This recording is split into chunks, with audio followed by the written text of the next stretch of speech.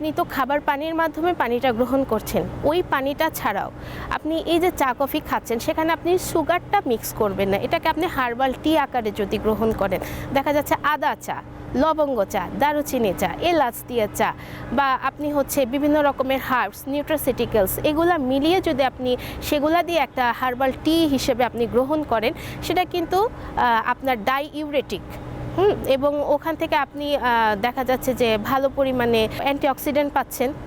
তারপর হচ্ছে আপনার পানির চাহিদাও ওখান থেকে একটা পূরণ হচ্ছে। ভবিষ্যৎ হোক নিরাপদ, বিনিয়োগ হোক বিশ্বস্ত, আর আমার পছন্দ সল্ট বে। ওয়েলকাম টু সল্ট বে। তারপর শীতকালে আপনি হচ্ছে এই যে স্যুপ খাবেন, তারপর হচ্ছে এই যে বিভিন্ন পানীয় সবজিগুলা খাবেন, সেখান থেকেও কিছুটা হচ্ছে ওয়াটার আসবে।